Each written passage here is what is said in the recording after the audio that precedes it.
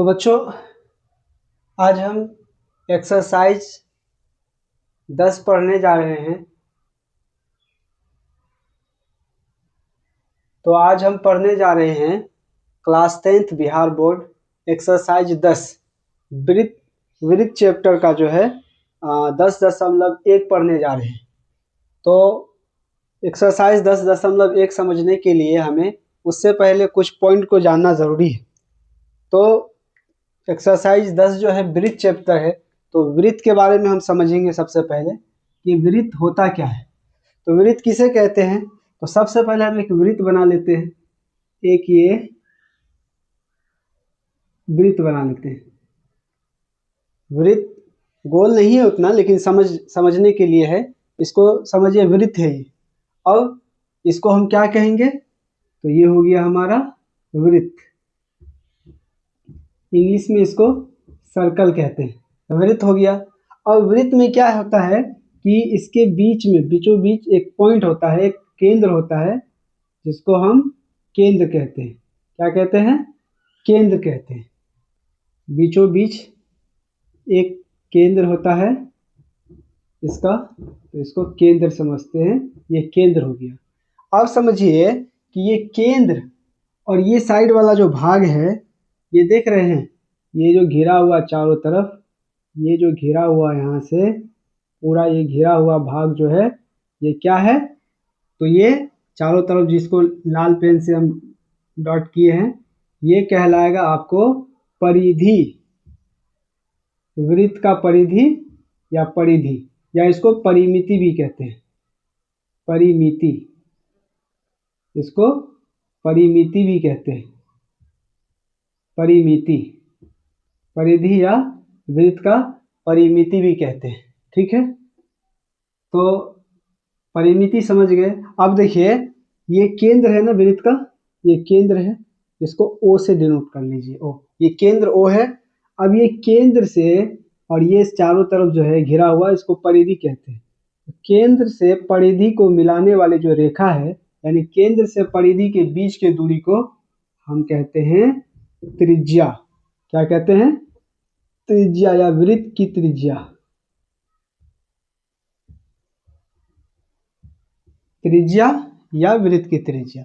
सबसे पहले हम वृत्त समझ गए कि ये गोल डायग्राम जो है इसको वृत्त कहते हैं। अब बीच में जो है इसका एक केंद्र होता है। अब केंद्र और ये परिधि, परिधि भी समझ गए, ये घिरा हुआ भाग को परिधि कहते हैं। केंद्र और परिधि के बीच के दूरी को क्या कहते हैं, तो वृत्त का त्रिज्या कहते हैं। अब समझते हैं कि व्यास क्या है। व्यास को भी हम समझ लेते हैं। देखिए, व्यास क्या है, तो व्यास को हम समझते हैं। कुछ प्रॉपर्टीज है, इसको समझना जरूरी है। तो व्यास देखिए, ये हो गया वृत्त का केंद्र, है ना। बीच में क्या हो गया, ये वृत्त का केंद्र हो गया। अब देखिए, एक परिधि से, केंद्र से होते हुए दूसरे परिधि के बीच की दूरी को, केंद्र से होते हुए एक परिधि से दूसरे परिधि के बीच की दूरी को हम क्या कहते हैं, तो वृत्त का व्यास कहते हैं। क्या कहते हैं? वृत्त का व्यास। त्रिज्या को r से डिनोट करते हैं और व्यास को क्या कहते हैं, व्यास को d से डिनोट करते हैं। ठीक है, व्यास को d से डिनोट करते हैं। तो व्यास जो है ना, त्रिज्या का दुगुना होता है। हम ऐसे भी समझ सकते हैं कि d बराबर क्या होता है, 2r।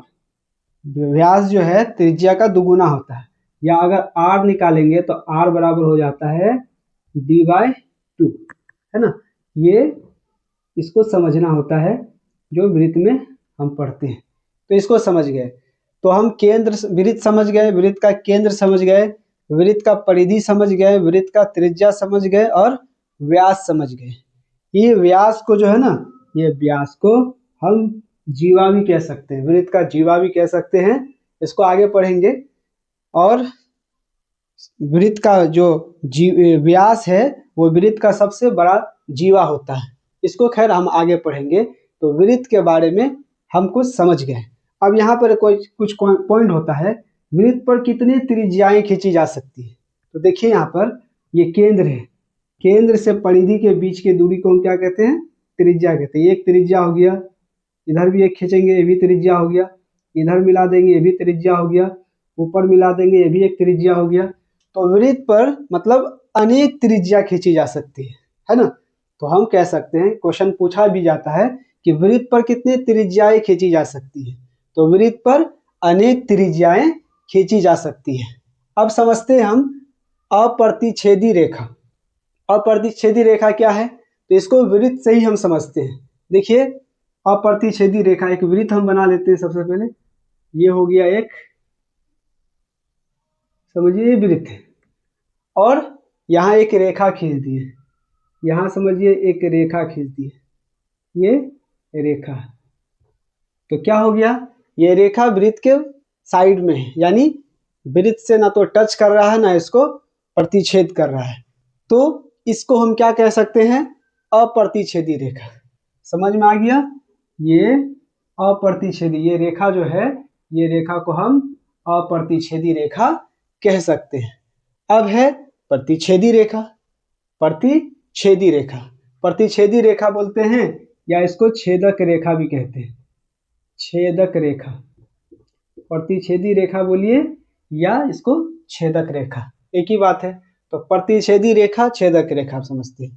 तो इसको भी हम एग्जाम्पल से समझते हैं कि यहाँ देखिए एक वृत्त है, समझिए यहाँ एक वृत्त बनाते हैं, ये एक वृत्त बनाए, ठीक है, और वृत्त बना करके ये वृत्त के आर पार एक रेखा डाल दिए, ठीक है। तो ये क्या है, यहाँ इसको मान लेते हैं ए, इसको मान लेते हैं बी, और यहाँ देखिए तो यहाँ पर मान के चलिए पी, और इसको मान लेते हैं क्यू। तो देखिए ए बी रेखा जो है वृत्त पर पी बिंदु और क्यू बिंदु पर क्या किया है, प्रतिच्छेद किया है। तो इसको हम क्या कह सकते हैं, इस रेखा को हम क्या कह सकते हैं, तो छेदक रेखा, छेदक रेखा कह सकते हैं। प्रतिच्छेदी रेखा, प्रतिच्छेदी रेखा बोलिए या छेदक रेखा बोलिए, एक ही बात है। तो छेदक रेखा हम समझ गए। अब देखिए कुछ पॉइंट और बचा हुआ है, जैसे प्रमेय, कुछ नियम दिया हुआ है आपके बुक में, प्रमेय 10.1 में कह रहा है वृत्त के किसी बिंदु पर स्पर्श रेखा स्पर्श बिंदु से जाने वाली त्रिज्या पर लंब होती है। अब इसको हम एग्जाम्पल से समझते हैं। कह रहा है वृत्त के किसी बिंदु पर, तो हम पहले वृत्त बना लेते हैं, ये वृत्त बना लिया, समझ आइए वृत्त है। तो कह रहा है वृत्त के किसी बिंदु पर स्पर्श रेखा स्पर्श बिंदु से जाने वाली त्रिज्या पर लंब होती है। स्पर्श वृत्त बना लिए, कह रहा है वृत्त के किसी बिंदु पर, एक बिंदु को ले लेते हैं, समझिए ये बिंदु ले लेते हैं। कह रहा है किसी बिंदु पर स्पर्श रेखा, तो स्पर्श रेखा हम समझते हैं टच लाइन जो होता है, ये वृत्त है, और यहाँ पर देखिए एक पॉइंट पर क्या हो रहा है, ये टच कर रहा है। टच करना मतलब स्पर्श करना है ना। ये रेखा क्या कर रहा है, ये स्पर्श कर रहा है, ये वृत्त को मान लेते हैं, इसको ए मान लेते हैं। ए बिंदु पर क्या कर रहा है कि ये रेखा जो है इस वृत्त पर ए बिंदु पर स्पर्श कर रहा है। वही कह रहा है वृत्त के किसी बिंदु पर स्पर्श रेखा, वृत्त के किसी बिंदु पर एक स्पर्श रेखा स्पर्श बिंदु से जाने वाली त्रिज्या पर लंब होती है। स्पर्श बिंदु, ये बिंदु जो है ना, ये ए जो है, ये इसको मान लेते हैं एम, इसको मान लेते हैं एन, समझिएगा इसको एम, इसको एन। तो एम एन एक रेखा है, कौन रेखा है, तो कौन सा रेखा है, तो स्पर्श रेखा है। कौन सा रेखा है, स्पर्श रेखा। एम एन क्या है, एक स्पर्श रेखा। इसको सही से लिख लेते हैं, एन बना लीजिए। एम एन एक स्पर्श रेखा है और स्पर्श बिंदु, और ये क्या है, ए क्या है, ए हमारा स्पर्श बिंदु है, क्योंकि एक बिंदु पर प्रतिच्छेद कर रही मिल रही है, तो इसको हम कहेंगे स्पर्श बिंदु। तो किसी वृत्त पर एक स्पर्श रेखा स्पर्श बिंदु से जाने वाले त्रिज्या पर लंब बनाती है। अब देखिए तो त्रिज्या इस पर लिखेंगे तो एक केंद्र बनाना पड़ेगा, केंद्र से इसको मिला दीजिए, केंद्र से इस बिंदु को मिला दीजिए। तो क्या है, ये क्या है, ए, इसको मान लीजिए ओ, ए ओ क्या हो गया, वृत्त का त्रिज्या हो गया। तो अब समझिए वृत्त के किसी बिंदु पर स्पर्श रेखा स्पर्श बिंदु से जाने वाली त्रिज्या पर लंब बनाती है। किसी वृत्त के पर स्पर्श रेखा स्पर्श बिंदु पर, है ना, और स्पर्श बिंदु से जाने वाली त्रिज्या पर क्या बनाती है, लंब बनाती है। मतलब ये त्रिज्या और ये स्पर्श बिंदु जब भी एक दूसरे से मिलेगा तो यहाँ लंब बनाएगा, मतलब 90 डिग्री का कोण बनाएगा, वही कह रहा है परिमेय 10.1 में। समझ में आ रहा है। अब देखते हैं हम 5वां नंबर, वृत्त के किसी बिंदु पर स्पर्श रेखा स्पर्श बिंदु से जाने वाली त्रिज्या पर लंब होती है। वही तो है, वृत्त पर कोई रेखा स्पर्श बिंदु से स्पर्श बिंदु से जाने वाली त्रिज्या पर क्या होती है, लंब होती है, यानी 90 डिग्री का कोण बनाता है। किसी वृत्त पर एक स्पर्श रेखा अगर दिया जाए और उस पर स्पर्श बिंदु दिया, स्पर्श रेखा है तो स्पर्श बिंदु भी होगा, तो स्पर्श बिंदु और त्रिज्या जो मिलती है एक दूसरे से वहां पर 90 डिग्री का कोण बनता है। बस इसी को समझना था। जब इसको हम समझ लेंगे तो फिर हमारा आगे जो है एक्सरसाइज 10.1 बनाना आसान होगा। प्रश्न में आते हैं, कह रहा है एक्सरसाइज 10.1 का प्रश्न नंबर 1 में एक वृत्त की कितनी स्पर्श रेखाएं हो सकती है। एक वृत्त की कितनी स्पर्श रेखाएं हो सकती है। एग्जाम्पल से समझते हैं। एक वृत्त बनाते हैं, एक वृत्त बनाते हैं, वृत्त हो गया। इसमें कितनी स्पर्श रेखाएं की जा सकती है। तो सिंपल हम समझते हैं, वृत्त पर कितने बिंदु की डाल सकते हैं। वृत्त पर अनेक बिंदु होते हैं, वृत्त पर अनेक बिंदु होता है। इसी तरह पूरा बिंदु जाएगा तो हर एक बिंदु पर एक एक स्पर्श रेखा होगा ना। हर एक बिंदु पर एक एक स्पर्श रेखा, देखिए कितना भी स्पर्श रेखा, मतलब बहुत सारा स्पर्श रेखा। यहाँ पर देखिए एक स्पर्श रेखा ये हो गया, है ना, एक स्पर्श रेखा ये हो गया, एक स्पर्श रेखा ये हो गया। इसी प्रकार हर बिंदु पर एक एक स्पर्श रेखा होगा। तो मतलब एक वृत्त की कितनी स्पर्श रेखाएं हो सकती है, तो एक वृत्त की अनेक स्पर्श रेखाएं हो सकती हैं। तो क्या होगा इसका, अनेक या अनंत लिख सकते हैं। अनंत स्पर्श रेखाएं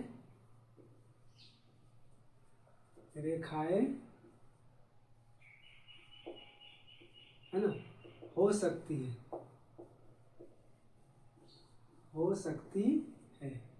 तो अनंत स्पर्श रेखाएं हो सकती है। समझ में आ गया। अब देखिए 2 नंबर क्वेश्चन कह रहा है, रिक्त स्थानों की पूर्ति कीजिए। पहला कह रहा है किसी वृत्त की स्पर्श रेखा उसे डॉट डॉट डॉट बिंदु पर प्रतिच्छेद करती है। किसी वृत्त की, तो सबसे पहले वृत्त ही बनाएंगे। एक वृत्त लेते हैं और कह रहा है किसी वृत्त की स्पर्श रेखाएं उसे डॉट डॉट बिंदु पर प्रतिच्छेद करती है। किसी वृत्त की स्पर्श रेखाएं, एक स्पर्श रेखा है, उसको कितने बिंदु पर प्रतिच्छेद करती है। किसी वृत्त की स्पर्श रेखा उसे डॉट डॉट डॉट बिंदु पर प्रतिच्छेद करती है।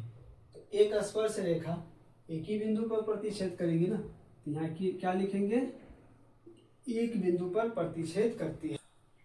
2 नंबर क्वेश्चन देखिए, वृत्त को 2 बिंदुओं पर प्रतिच्छेद करने वाली रेखा को कहते हैं। वृत्त को 2 बिंदुओं पर, अब देखिए ये एक वृत्त है, इसको 2 बिंदु पर प्रतिच्छेद कर दिए। मान के चलिए, देखिए एक बिंदु ये हो गया और एक बिंदु ये हो गया। 2 बिंदु पर क्या हो गया, प्रतिच्छेद हो गया। तो 2 बिंदुओं पर प्रतिच्छेद करने वाली रेखा को क्या कहेंगे, तो इसको पढ़ा चुके हैं, तो इसको छेदक रेखा कहेंगे। वृत्त को 2 बिंदु पर प्रतिच्छेद करने वाली रेखा को कहेंगे छेदक रेखा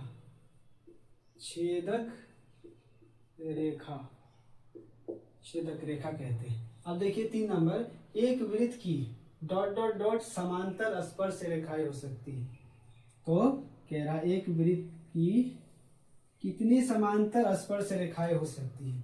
तो देखिए स्पर्श रेखा यहाँ पर एक ये डालेंगे, ये डाल दिए, चलिए, और एक नीचे समांतर है ना, तो समांतर में क्या पर है, बीच की दूरी, 2 रेखाओं के बीच की दूरी क्या होना चाहिए, समांतर होना चाहिए। तो इसके समांतर ये कर दिए।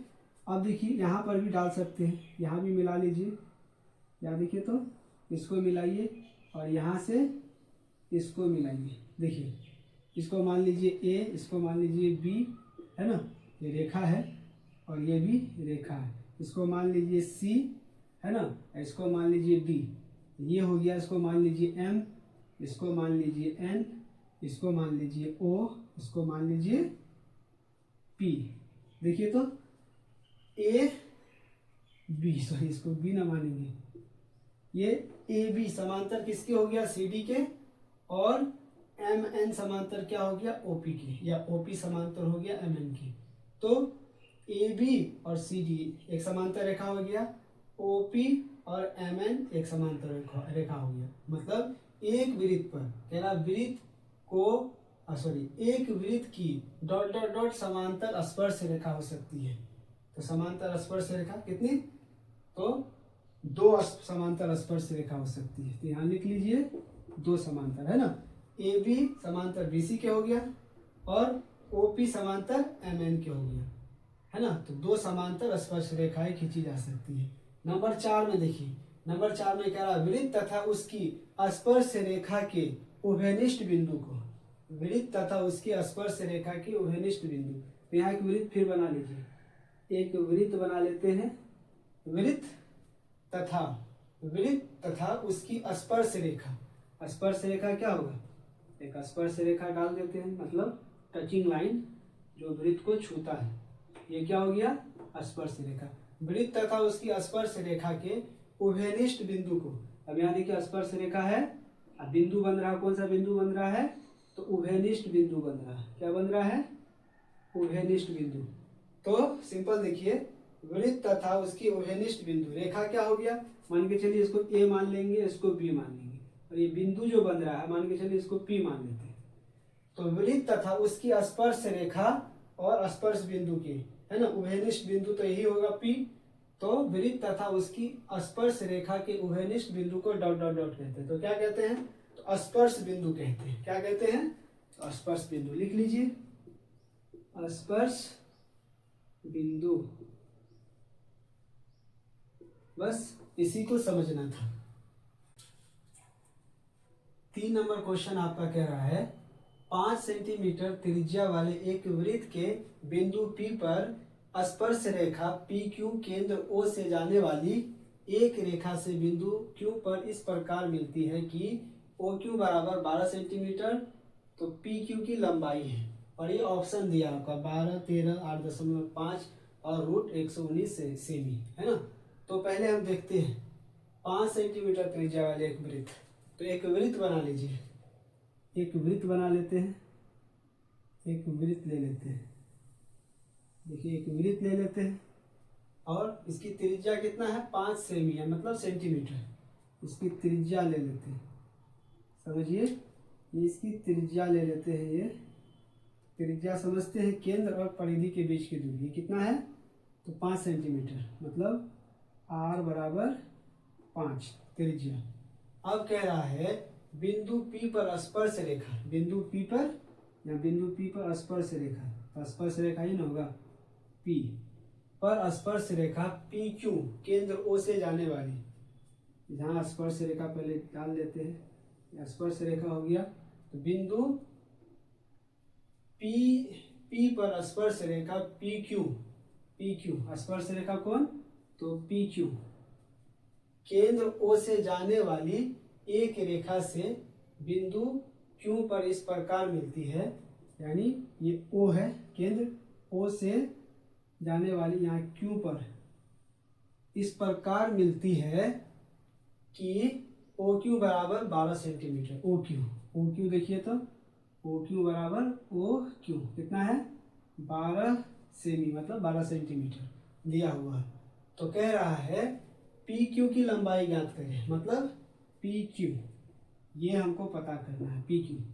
तो यहाँ देखिए एक चीज़ हम पढ़े हैं परिमेय 10.1 में कि त्रिज्या और स्पर्श बिंदु के बीच में कितना डिग्री का कोण बनता है, तो इतना डिग्री का कोण, तो 90 डिग्री का कोण बनता। हम एक परिमेय जो है किसमें पढ़े हैं, प्रमेय 10.1 में पढ़े, है ना। तो प्रमेय 10.1 से, है ना, यहाँ पर क्या बनेगा, तो समकोण बनेगा, क्योंकि यहाँ स्पर्श बिंदु और त्रिज्या, है ना, कि बीच में क्या हो रहा है, 90 डिग्री का कोण बनता है। तो जब 90 डिग्री का कोण बनेगा तो यहाँ पाइथागोरस प्रमेय लगा सकते हैं। क्या लगा सकते हैं, पाइथागोरस प्रमेय लगा दिए। इसको यहाँ लिख लीजिए, प्रमेय 10.1 से, तो लिख लीजिए प्रमेय 10.1 से, है ना।